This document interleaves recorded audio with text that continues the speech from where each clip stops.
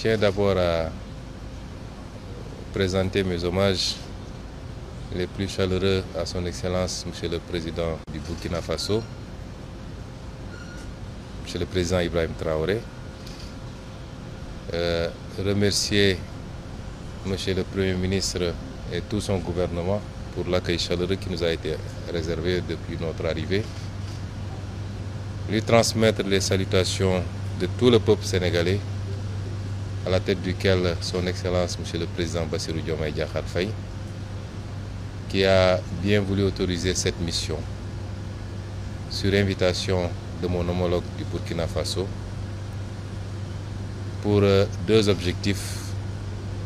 D'abord, une visite pour participer à la célébration d'un grand et digne fils de l'Afrique, d'un leader qui illumine depuis quelques décennies tous les combats patriotiques, panafricanistes et souverainistes du continent, c'est-à-dire le regretté président Thomas Sankara, qui sera célébré demain à travers l'inauguration du mausolée qui lui est dédié, mais également une visite de travail avec mon homologue du Burkina sur un certain nombre de thématiques de coopération entre nos deux pays.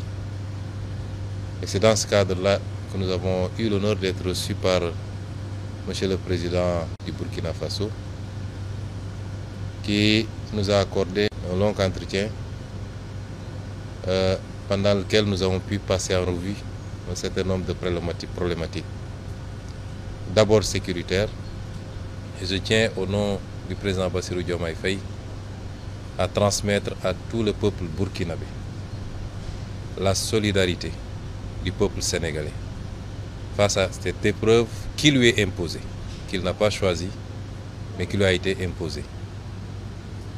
Transmettre un message de soutien absolu au président Traoré, à tout son gouvernement et au peuple burkinabé dans sa lutte contre ce terrorisme qui lui a été imposé. Envisager toute possibilité de collaboration et de soutien face à cette épreuve. Parce qu'il est illusoire de penser que lorsque le Burkina ou le Mali ou le Niger subissent cette épreuve, que ça restera simplement dans les frontières de ces pays. Nous savons tous que nos destins sont liés par l'histoire et par la géographie.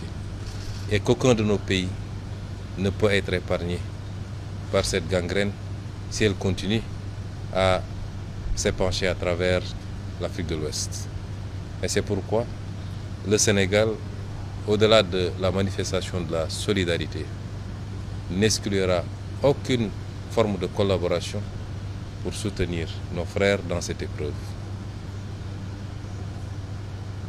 Dans le cadre bilatéral également, envisager la poursuite de cette collaboration qui est très riche déjà d'une vingtaine d'accords entre nos deux pays, mais une vingtaine d'autres accords qui sont aujourd'hui en cours de discussion et qu'il faudrait rapidement finaliser pour pouvoir renforcer la collaboration bilatérale, mais également la collaboration multilatérale dans le cadre de l'espace que nous partageons en commun.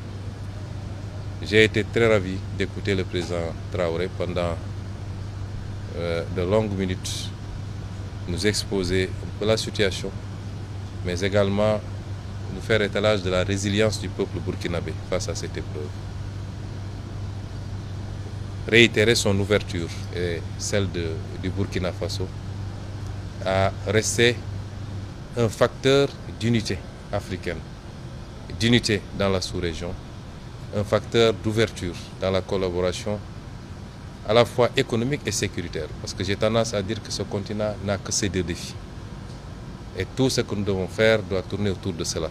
Évidemment, pour un pays comme le Burkina, le défi s'en trouve beaucoup plus important de devoir faire face aux exigences économiques qui sont des exigences pour tous les peuples, mais particulièrement les peuples d'Afrique, mais en même temps à devoir faire face à la crise sécuritaire qu'il vit.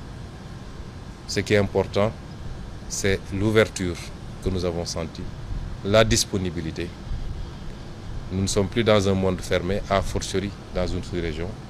Et nous le remercions pour cette écoute, cette attention, ce témoignage.